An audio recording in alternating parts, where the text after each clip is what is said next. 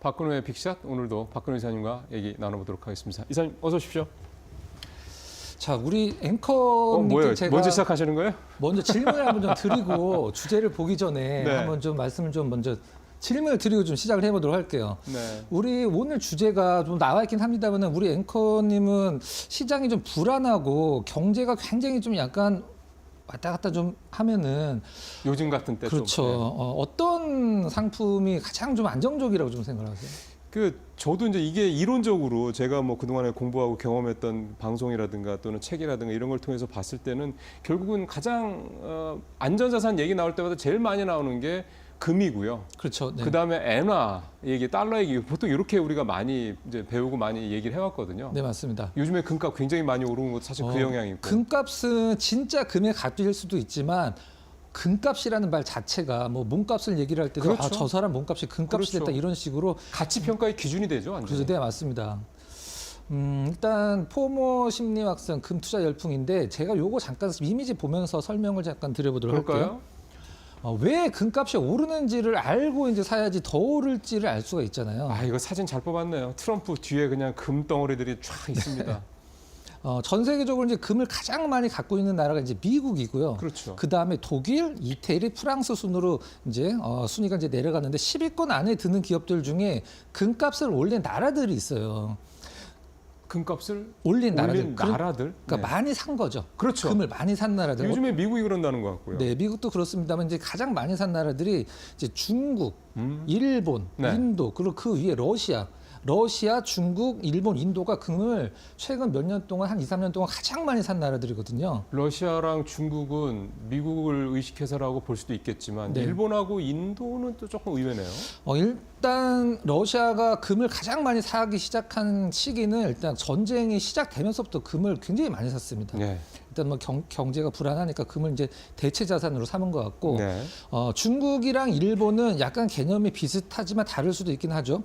중국이랑 일본은 미국 채권을 지속적으로 좀 매도를 하면서 그 대체로 대체 자산으로 전력 자산으로 일단은 금을 굉장히 많이 샀더라고요. 그다음에 인도 같은 경우는 딱히 이제 분석할 어떤 그런 부분들이 없긴 합니다만 약간 브릭스 쪽에서의 좀 불안함 그런 게 좀 있어서 금을 좀 많이 산 것 같아요. 그렇죠. 그러니까 결국은 미국 국채를 많이 갖고 있던 나라들이 이제 예를 들어 중국하고 일본이었는데 지금은 중국이 1조 달러 넘게 갖고 있다가 지금 8천억, 7천억 달러대로 떨어졌거든요. 네, 결국은 맞습니다. 그렇게 팔았던 국채를 금으로 대체했다 이 말씀이 되는 거군요. 일본도 뭐 마찬가지인 것 같아요. 네. 자, 그렇다면은 이렇게 포모 심리, 그러니까 금값이 계속 오르니까 아유 그냥 그때 금 살 걸 이랬던 분들 이런 이제 포모 우리 심리에 좀 빠진 건데. 앵커님께서 포모에 대해서 잠깐 설명 좀 해주시겠어요? 그러니까 좀 그거잖아요. 네. 금값이 계속 올라가는데 나는 안 갖고 있으니까 에이 하면 완전히 그 예전에 그 부동산 가격 한참 오를 때 나왔던 그 벼락거지가 되는 듯한 느낌. 네, 앉아서 맞습니다. 뭐 그런 게 또 포모로 요즘에 많이 얘기를 하죠. 요즘 단어로 가장 적절한 단어는 좀 현타가 왔다. 뭐 그런 식으로 표현을 할 수도 있습니다. 네. PO 오버 피싱아웃이라는 어떤 그 철자만 앞자는 다른 글자죠. 네. 키워드라고 가보겠습니다. 아비트리지 이거는 그렇죠. 재정거래 이게 사실 무위험 차익거래 이렇게 이해를 하면 되잖아요. 같은 상품을 다른 시장에서 이제 네. 사고 파는 거죠. 네. 그러니까 뭐 우리나라에서는 이제 김치 프리미엄이라고 해서 이제 네, 비트코인이 저도 더 그 생각이 높긴 딱 한데 드네요. 진짜 외국에서 사서 우리나라에서 팔지는 못한다라고 그래요. 지금 시스템상으로는. 근데 이 금과 관련돼서는 지금 아비트리지가 전 세계적으로 굉장히 크게 지금 붐이 일어나고 있는 상황이에요. 근데 금은 전 세계적으로 같은 가격 아니에요? 예를 들어 뉴욕 상품 상업거래소에서 뭐 금 선물 가격 결정이 되면 그거가 아닙니까? 네, 이미지 잠깐 보면서 설명드리도록 그러죠. 할게요. 네. 지금 이제 금 선물 가격 추이 방금 전에도 이제 금 선물 가격이 어느 정도까지 올랐다라고 이제 잠깐 브리핑이 있긴 했었습니다만은 금은 이제 채굴하는 회사들이 채굴하는 데서 드는 비용이 평균적으로 한 1,600달러 정도 된다라고 해요. 온스당. 그렇죠, 온스당. 근데 지금은 거의 뭐 3,000달러에 육박을 하고 있기 때문에 굉장히 많이 오른 거죠. 근데 최근에 단신으로도 많이 나오는 단어가 무엇이냐면 이 JP 모건이 지금 영국에서 금을 비행기에다 싣고 뉴욕으로 엄청나게 운반을 하고 있다는 기사도 나온 적이 있어요. 왜 런던에서 뉴욕으로 금이 옮겨가는 거예요? 그거는 이제 다름 아니라 요것 때문인 것 같습니다. 이건 무엇이냐면 이제 런던과 뉴욕 간의 금값 차이. 네, 이게 이제 아비트리지 말씀하시는 네, 거구나. 그렇죠. 0 기준으로 일단 밑에 있으면은 뉴욕이 싸지는 거고 위에 있으면 뉴욕이 비싸지는 겁니다. 금 가격이. 그러니까 지금 최근에 보면은 0이면은 이제 등 가격이라고 이제 보시면 될 것 그렇죠, 같고요. 그렇죠. 런던이 지금 이제 이 그래프 자체가 영선보다 위에 있기 때문에 보통은 위에 있는 적이 더 많은 것 같아요. 근데 최근에 더 올라가고 그러네요. 있고 더 올라갈 것이라고 생각을 해서 네. JP모건 같은 전 세계 뭐 글로벌 거대 IB들도 지금 런던에서 금을 비행기에다 싣고 엄청나게 보안 업체들을 고용을 해서 뉴욕으로 지금 금을 날르고 있다라는 기사도 실질적으로 좀 오피셜로 꼽히고 있는 상황이죠. 그럼 시청자분들께서 이 아비트리지 차트를 보시면 드시는 생각이 아니 왜 같은 금인데 네. 뉴욕의 금값이 런던보다 이렇게 비싼 거야 이 생각을 하실 거 아니에요. 네. 그거는 뭐 시장이 다르고 여러 가지 이유가 있긴 합니다만은 그 부분에 대해서는 사실 딱히 무엇이다라고 설명하기 좀 힘들긴 합니다만 우리가 이제 가끔가다 뉴스 보면 비행기에서 금 밀수했다라고 몸에다가 막 금 숨겨갖고 들어오다가 그런 것도 어떻게 보면 또 아비트리지 거래의 한 부분이라 이제 볼 수가 있는 거죠. 예. 어쨌든 이게 금값이 이렇게 차이가 많이 나는 거는 또 수요적인 측면도 분명히 있을 겁니다. 이를테면 뉴욕 쪽에서의 그러니까 미국 시장에서의 어떤 금에 대한 수요가 이 영국 쪽에서의 수요보다 더 크기 때문에 그러니까 네. 수요가 이쪽에 몰리기 때문에 금값이 더 올라가는 이런 수급적인 문제는 어쨌든 논리적으로는 있을 거다라는 생각이 좀 듭니다. 자, 그러면 다음 볼까요? 골드바 판매 중단한 데가 조폐공사였군요. 네.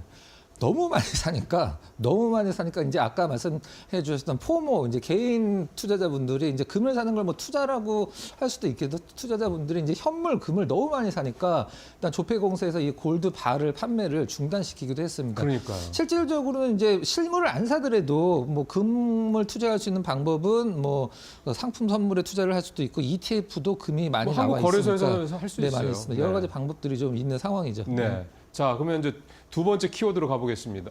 이거 뭐예요? 두 번째 키워드로 가볼까요? 네. 네. 예. 그 다음에 두 번째 키워드는 영향이죠. 네, 영향.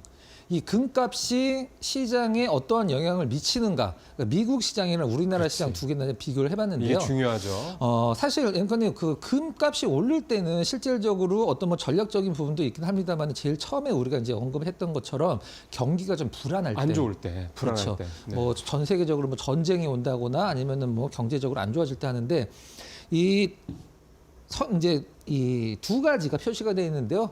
빨간색은 미국의 이제 지수를 이제 얘기를 하는 S&P 500 거고요. 지수네요. 그렇죠. 이건 이제 금색으로 되어 있죠. 그러니까 금 가격입니다. 근데 이렇게 보면 사실 우리가 실질적으로 지수가 많이 처졌을 때를 예를 한번 들어보면 금요위기 때 같은 경우에 사실 금값이 많이 오르긴 했습니다. 금값이 오르면서 시장이 뭐 어떤 게 먼저냐는 뭐 시장이 갑론을박이 좀 있긴 합니다만은 시장이 떨어졌을 때 금값이 오르긴 합니다만 그 외에는 사실 좀 금값이 러프하게 빠지면서 시장도 오르고 이런 연관성이 있어 보입니다. 어떻게 보면 근데 금도 실질적으로는 인플레이션이 있기 때문에 그러면 가만 놔둬도 가격은 좀 오르게 되죠. 오르는 거죠. 그렇죠. 네. 근데 지금 금값이 오르고 시작했을 때 과연 시장이 경기가 불안해서 오르고 있는 거냐 아니면은 앞서서 언급을 드렸던 중국 그다음에 러시아, 예. 인도, 일본 이런 나라들이 많이 사서 금값을 추세적으로 올렸고 거기에 이제 개인 투자자들의 포모까지 어떤 플러스 알파가 돼서 금값이 오르는 부분. 글쎄요, 저는 제가 봤을 때는 어떻게 결정될지는 시장이 결정을 하겠습니다만은 앵커님 보통 어떻게 보세요? 금 가격이 달러랑 반대예요. 맞습니다. 그러니까 달러가 올라가면 금값은 떨어지는 게 일반적이거든요. 원자재는 완전 반대죠. 그렇죠. 네. 근데 지금 2020년대 이후에 지금 이 그림 보시면 주식시장도 좋고 네. 근데 최근 이 상황 때 보면은 달러도 계속 좋았다는 얘기거든요. 그다음에 금값도 올라가고 이게 상당히 좀 기존에 우리가 관행적으로 느껴왔던 그런 어떤 흐름은 분명히 아닌 거예요. 좀 아이러니라고 할 수도 있고. 그러니까 그렇게 된다고 했을 때 지금 금값이 계속 올라가는 상황에서 좀 3,000달러 좀 목전에 두고 있으니까 과연 시장이 계속해서 이렇게 강한 모습을 가져갈 수 있을 것이냐. 이제 요 분수령이 이제 딱 요 때쯤인 것 같습니다. 네, 맞습니다. 네. 자, 그러면 이제 오늘 금과 관련된 얘기를 했는데 탑픽을 좀 찾아보죠. 네. IT센 좀 낯선 종목이네요. 네. IT센 어떤 기업이냐면요. 사실 실질적으로 이제 시장에서 IT센과 관련돼서는 큰 어떤 관심은 없고요. 네. 이 기업이 갖고 있는 기업에 대해서 이제 관심이 많은데 이미지 한번 잠깐 보면서 말씀을 네. 좀 드려보도록 하겠습니다. 자. 원래는 IT 이제 솔루션 관련된 기업이에요. 네. IT생 같은 경우는. 근데 시장에서는 이 기업이 무엇을 하는지 크게 관심은 없고 이것 때문에 관심이 있는 것 같아요. 이것 때문에 한국금거래소의 지분을 67%를 갖고 있습니다. 한국금거래소는 이게 민간업체인데. 네. 이 기업을 67%를 갖고 있기 때문에 실적이 뭐 엄청나더라고요. 매출이 너무 어마어마해서 이제 IT센이 그거 관련돼서 시장에서 관심을 받고 있는 상황인데 일단 차트를 잠깐 보시면 원래는 그 우리 STO라는 단어가 있잖아요. 토큰 이런 부분. 스톡증권. 예. 네, 예. 그것과 관련돼서 과거에 한번 크게 관심을 받아서 네. 큰 상승을 했다가 바닥 잡고 최근에 이제 이 금값과 관련돼서 금 ETF를 살까 아니면은 뭐 금과 관련된 기업들은 굉장히 많잖아요 우리나라에서도. 근데 IT센이 한국금거래소 이제 지분을 67%를 갖고 있다라고 해서 시장에서 조금씩 좀 관심을 갖고 있는 상황. 실질적으로 한국금거래소도 지금 뭐 매출이 굉장히 좋은 걸로 네. 알려져 있습니다. 예, 한국금거래소가 매출이 조 단위예요. 네, 맞습니다. 근데 아시겠지만 이 중간에 브로커리지 피를 먹는 거기 때문에 네네. 영업이익률은 굉장히 좀 맞습니다. 낮습니다. 그거는 감안하셔야 되는 건데 어쨌든 거래가 늘어나면 늘어날수록 전체 뭐 매출보다도 이제 이익이 늘어날 수밖에 없는 거니까 그 한국금거래소의 이 지분을 67%나 갖고 있는 IT센 회사를 좀 보자 이런 말씀이 되겠고. 다시 한번 말씀드려 한국금거래소는 한국거래소와 같은 그런 공기업이 아닙니다. 그러니까 이건 민간기업이니까 그거 감안하시면서 여러분들께서 혹시라도 오해하시지 않길 좀 바라도록 하겠습니다.